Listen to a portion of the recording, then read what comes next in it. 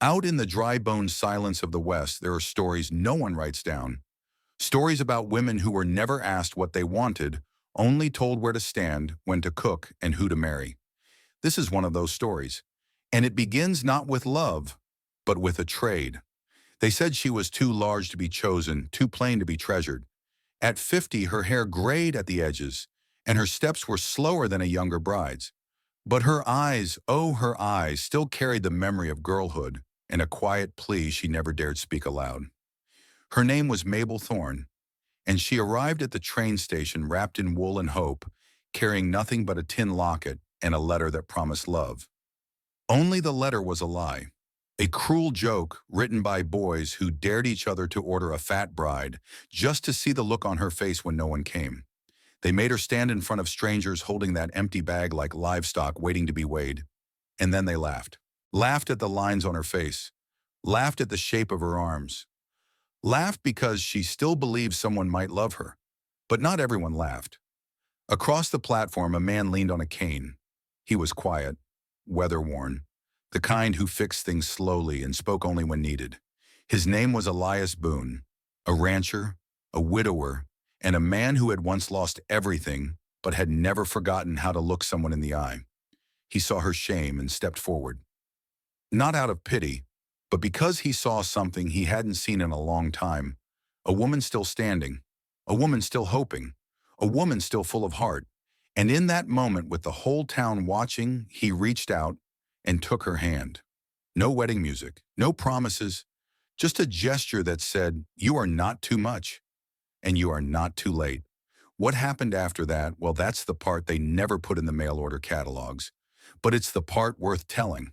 What would it feel like to finally be seen just as you are? Stay with us as we follow Mabel's journey from being traded like cattle to becoming someone's home. Out where the prairie breathes like an old man, slow, dry, and full of silence, there lived a woman who had been weighed too many times and always found wanting. Her name was Clara Beaufort, and at 51 she was no stranger to the kind of loneliness that seeps into the bones, the kind that teaches you to speak only when spoken to and to dream only in quiet. Clara had once been promised to a merchant's son in Missouri, back when her cheeks were rounder from laughter than from sorrow. But when his father saw her wide frame and thick wrist hands made for lifting flour sacks, not teacups, the engagement was broken with a whisper, not a word. Too fat, they said, too much woman for any man. And so the years passed like fence posts in fog, one after another each season, carving out a little more hope from her heart. Clara took care of her sick mother until the old woman passed.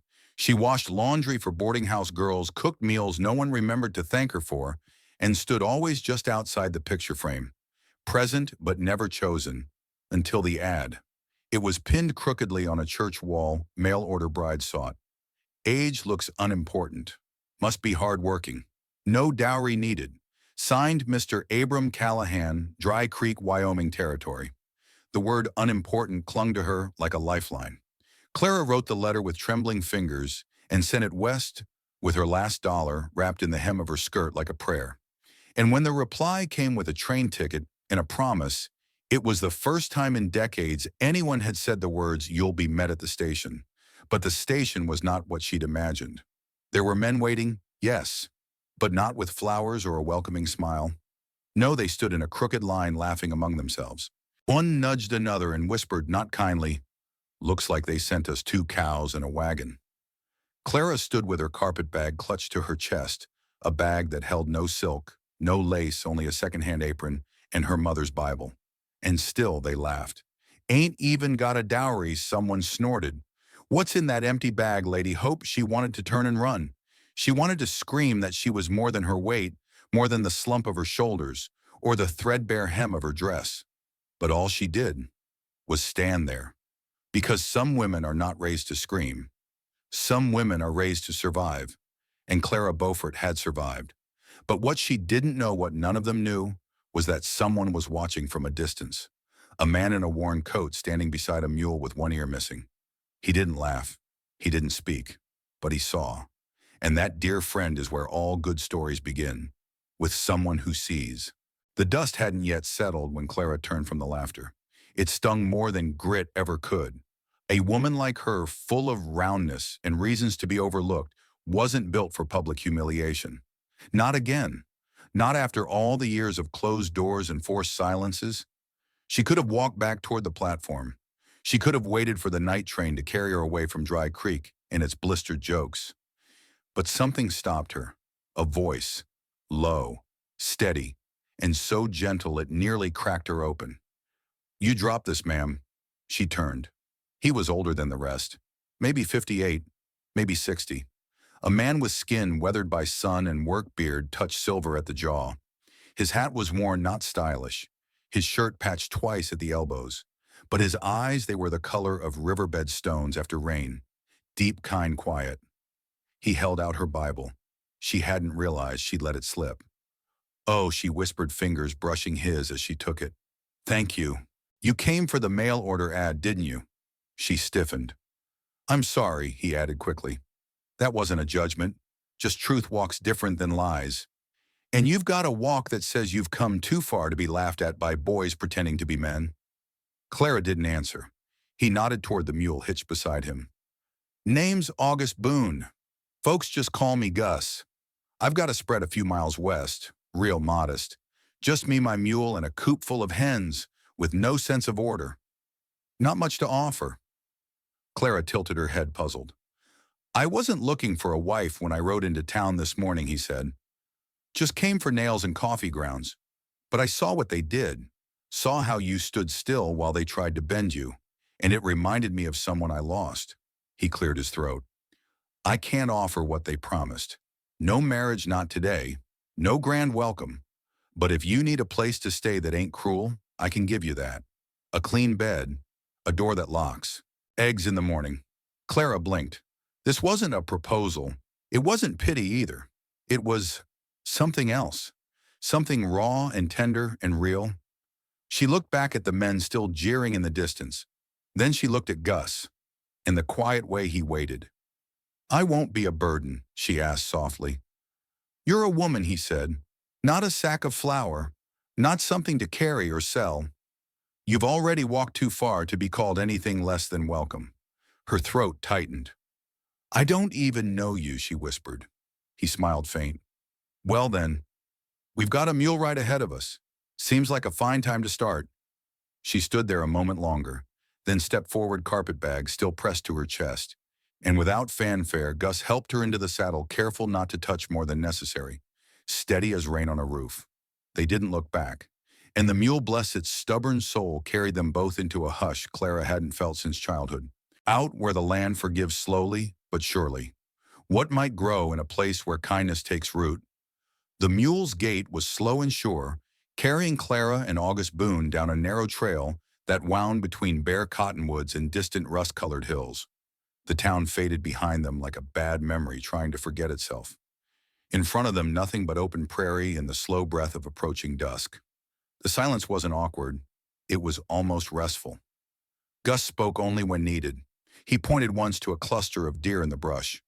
Another time he noted a storm might roll in from the west tomorrow, but mostly they just rode. And somehow that quiet made space for something else. By the time they reached his homestead, the stars were already poking through the dark. Clara could just make out the outline of the cabin, small but standing proud. There was a barn leaning slightly left, a clothesline with two shirts clipped in the wind, and a dog too old to bark who simply wagged his tail once and went back to sleep. "Welcome to what I call home," Gus said, tying off the mule. Clara stood still for a moment. There was no grandeur, no porch swing, no lanterns welcoming her like in those dime novels she once read by candlelight. Just the smell of wood smoke, the groan of the wind, the flicker of something warm behind the cabin's curtain. But it was real, and for the first time in years, so was she. Inside the cabin was tidy in a way only a man living alone might keep it functional, but sparse.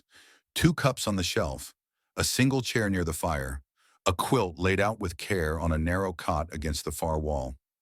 "I can take the floor," Gus said simply. "You'll have the bed." "No," Clara said quickly. "I mean, I wouldn't want to take your—" He held up a hand. "I was raised to offer what I could. Not because I pity you, but because I respect you. That's different." Clara felt a strange knot rise in her chest. one made of gratitude and ache.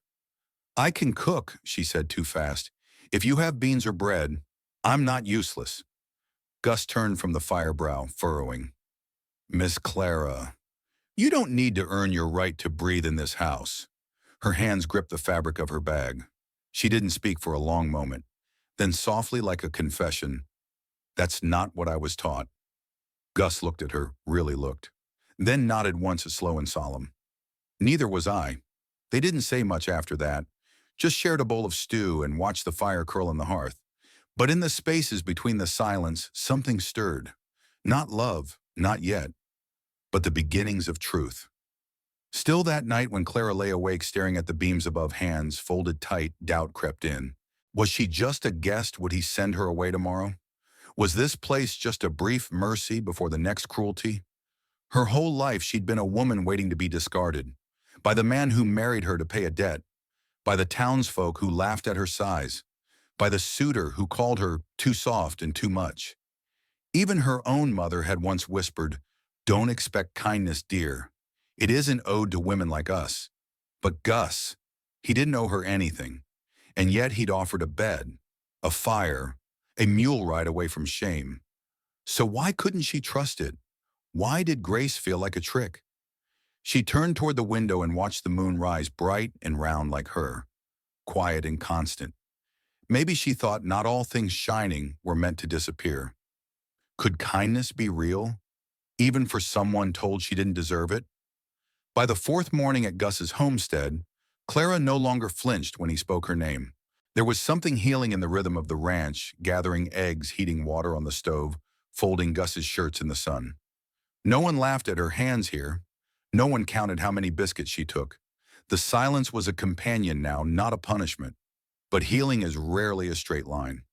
That afternoon, while sweeping dust from the floorboards, Clara knocked over a tin box tucked behind the hearth. It clattered open, scattering its contents, a pair of old spectacles, a faded ribbon, a photograph cracked and yellowed. It was Gus, younger. Arms around a tall, smiling woman with bright eyes and wind-tangled hair. Behind them stood a boy, maybe 10. Same eyes. Clara froze. When Gus came through the door, minutes later with firewood, he saw the photo in her hand. His face didn't change. He just walked to the chair and sat down slowly, like lowering a memory back into his bones. "She was my wife," he said. "Louisa. That's our son Daniel." Clara placed the photo gently back in the tin. "I'm sorry. I didn't mean to pry." "You didn't." He looked at the fireplace as if the flames might rewrite the past. "It's just been a long time since anyone said her name aloud." "What happened?" she asked gently. "Fever took them both," he replied. "It was winter. I wasn't home in time." Silence stretched between them, soft but wide. "I never planned to remarry," he added. "I thought, maybe some folks only get one heart in this life." Clara swallowed. And now he looked at her then, not with longing, not with guilt, but with something clearer. "Now I think some hearts get broken twice so they can hold more." Tears welled in Clara's eyes, not from pity, but from recognition. She knew what it meant to bury dreams, to build walls instead of homes, to survive instead of live. And suddenly the truth she had buried for years pressed against her ribs, desperate to breathe. "I was married once," she whispered. "Barely 18. My father traded me to a man who needed a cook and a field hand, not a wife. He used to say I was lucky most men wouldn't take a girl so full in the middle." Gus's jaw tensed, but he didn't interrupt. "He never struck me. But words, they bruised too. By the time he died, I didn't cry. Just cleaned his boots and buried him quiet." She looked away. "I've spent more time being a chore than a choice." Gus stood then, not to hug her, not to speak, but to walk to the woodpile and begin stacking logs. Not because they were needed, but because some truths are heavy, and men like him know to give space before they give warmth. When he finally spoke, it was simple. "I see you, Clara Beaufort," and it landed like a balm on every old scar. That night she slept without clutching her bag. For the first time in years, she dreamt of nothing, and woke with everything. Can a soul begin again? Not by erasing pain, but by being seen beyond it. Spring came quietly to Dry Creek, not in loud color or sudden bloom, but in small things. A softer wind, the creek that ran behind Gus's barn melted just enough to hum at dusk, and Clara slowly, sweetly began to hum too. She hadn't meant to. One morning while hanging laundry, her lips simply parted. A tune from childhood. Her mother's voice, long forgotten, echoed through it. She stopped mid-verse, startled hand, pressed to her mouth like she'd spoken out of turn. But no scolding came. Just the breeze lifting the hem of Gus's shirt on the line, as if it too was swaying to her tune. Days passed like pages turning without hurry. Clara started sewing again, not because she had to, but because her fingers itched for it. She took scraps from old feed sacks, tore apart worn pillowcases, and stitched slowly in the late light. Gus watched from the doorway, most nights never commenting, just sipping tea and listening to the quiet rhythm of needle through cloth. She didn't call it a quilt at first, just a little something to stay busy. But by the end of that week, when Gus placed a bundle of fabric on the table colors she hadn't dared choose for herself, sunflower yellow, rust red, a deep indigo blue, she knew what it was becoming. "You've been building something," he said. "Might as well call it by name."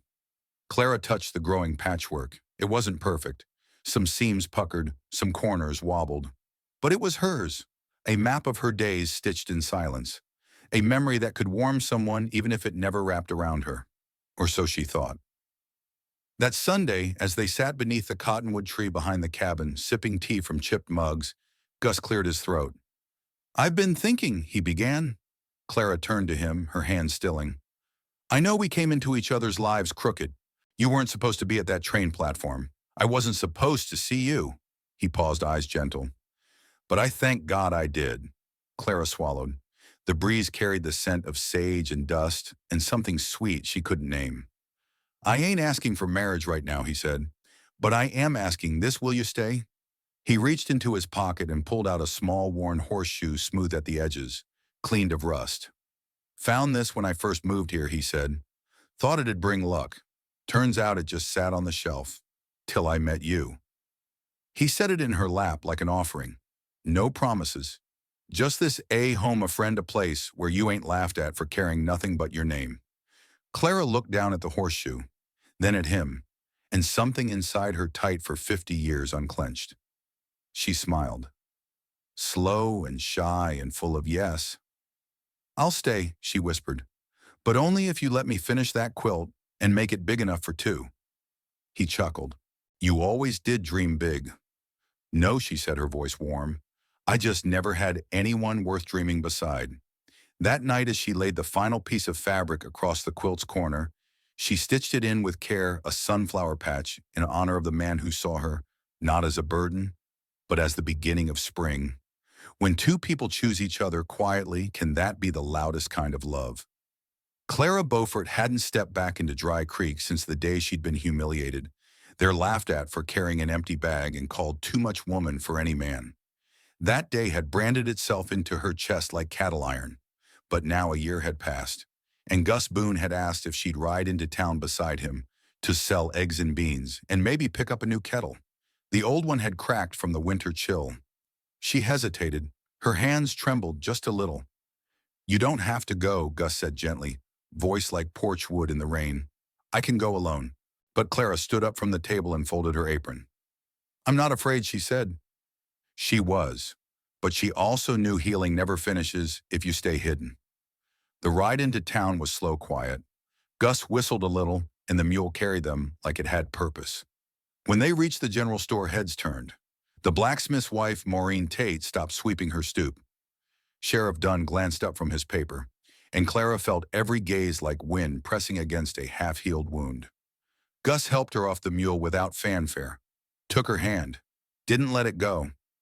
Inside the store, the man behind the counter blinked as if he'd seen a ghost. "Miss Beaufort," he said slowly, "weren't you the one?" Clara smiled politely. "The one who came with nothing and left with less." "Yes, that was me." The clerk flushed. Gus stepped forward, calm as ever. "She's here for fabric. I'm here for beans. You've got both, or should we ride on to Pear Hollow?" The clerk swallowed hard. "Course I got both. Welcome back." As they browsed, voices buzzed behind them. "That's her, isn't it? I heard she was traded for 2 goats and a bottle of gin." She's living with Gus Boone now. Poor man's gone soft. Clara kept her eyes on the fabric bolts. Then came a voice she knew too well. Some women just don't know when to stay gone. It was Loretta Tramble, the pastor's widow, still sharp-tongued and bone-thin. Clara turned. I stayed gone, she said steady, until I found a place worth staying for. Loretta sneered. And what does he want with you? You're old, wide, used. The whole store hushed. Gus, who had been examining a tin of nails, turned. His voice was firm but soft. Loretta, he said, what a cruel thing to say. She deserves to know the truth, Loretta snapped. No, Gus said. She deserves respect. Because she showed up here with nothing, and instead of becoming bitter like some, she grew gentler, kinder, stronger. He took Clara's hand. She's the best woman I've ever known. And if that unsettles you, maybe it's because kindness is louder than gossip. The clerk cleared his throat. Miss Beaufort, Clara, would you like some tea? That broke the tension. Heads nodded, eyes softened. Clara exhaled. On the way home, she rested her head on Gus's shoulder. I thought I'd feel ashamed again, she said. And do you? No, she whispered. I feel free. When the past tries to claim your name, will you answer with who you were or who you've become? A year after Clara Beaufort first arrived in Dry Creek with nothing but her name and an empty satchel, the front porch of Gus Boone's cabin had changed. There was a rocker now, one she'd sanded smooth herself, painted a soft green, and where she sat each morning with a quilt across her knees. The quilt she'd sewn by hand, patched with memories, a yellow square for spring eggs, blue for creek water, deep red for a certain quiet kind of love. And beside her, always beside her, was Gus. Sometimes he spoke. Sometimes he just sipped his coffee and watched the land stretch golden beneath the rising sun. But every day he touched her shoulder, and every day she leaned in. They never married, not in the church, not with rings. They didn't need to. In a town like Dry Creek, nothing was louder than staying. And Gus had stayed. And so had she. The townsfolk changed too, slowly, like riverbanks after years of current.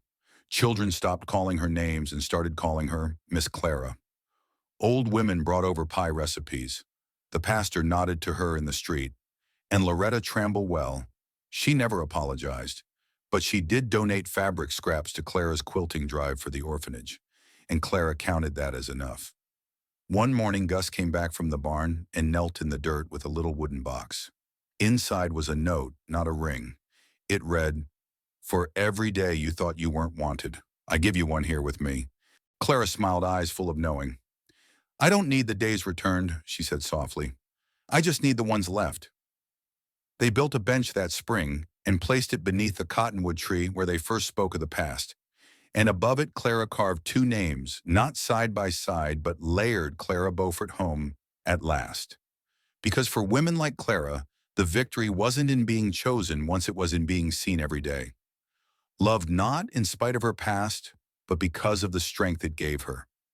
Cared for not as someone who needed saving, but as someone worth standing beside. And for the older women watching, those whose names had been mocked, whose bodies were called too much, whose dreams had been tucked into quiet corners, we say this: it's never too late. You are not too old, too big, too used, too late.